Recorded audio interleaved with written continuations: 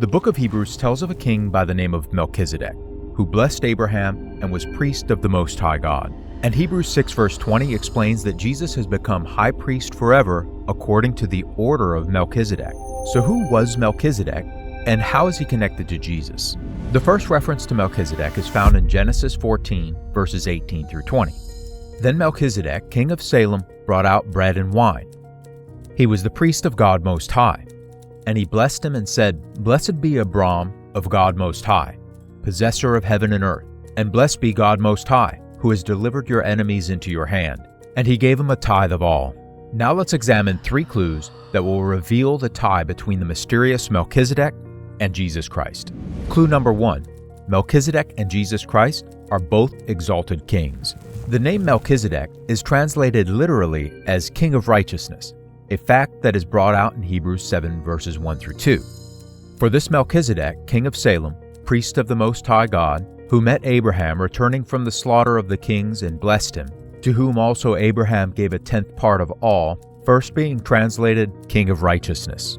The rest of verse 2 also explains that the meaning of the title King of Salem, found in Genesis 14 verse 18, means King of Peace.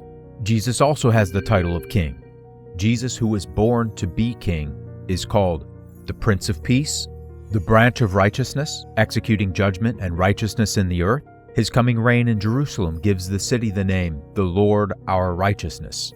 And he's also called the King of Kings and Lord of Lords. So clue number 1 was Melchizedek and Christ are both exalted kings. Clue number 2 is Melchizedek and Jesus share a special connection to Jerusalem. Melchizedek was called King of Salem or King of Peace, as we just saw. But Salem was also a city. Salem was actually an ancient name for Jerusalem and is even sometimes called by that name in the Bible. In Psalm 76 verse 2 we read, In Salem also is his tabernacle, and his dwelling place in Zion. And just like the word Salem is translated as peace, the word Jerusalem means city of peace. So Melchizedek, king of Salem, has a direct connection to Jerusalem. Jesus Christ will rule from the same place. He will reign as King of Kings and Lord of Lords from Jerusalem. Jerusalem is called the city of the great king in Matthew 5 verse 35. Of course, speaking of Jesus Christ. When Jesus came to Jerusalem before his last Passover, it fulfilled the words of a prophecy in Zechariah. See, your king comes to you, gentle and riding on a donkey. And in Jeremiah we're told about the time when Jesus returns to earth, that Jerusalem shall be called the throne of the Lord, and all the nations shall be gathered to it, to the name of the Lord, to Jerusalem. So we see Melchizedek was king of the city that became known as Jerusalem, and Jesus will reign as king of Jerusalem. But not only that, he will reign over the whole earth. Finally, clue number 3. Melchizedek and Jesus are both exalted priests.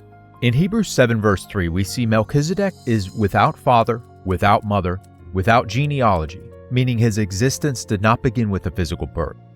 Having neither beginning of days nor end of life, that is, he possesses eternal life, but made like the Son of God, remains a priest continually. Then the next verse says, Now consider how great this man was, to whom even the patriarch Abraham gave a 10th of the spoils. In ancient Israel, the children of Israel were to pay their tithes to the tribe of Levi, all of whom came from Abraham. But verse 6 explains that Melchizedek, who did not come from the Levites, received tithes from Abraham, so that even Levi paid tithes through Abraham, so to speak, for he was still in the loins of his father when Melchizedek met him. In other words, this Melchizedek was the priest to whom even the patriarch Abraham, and thereby all the children of Israel, paid tithes to.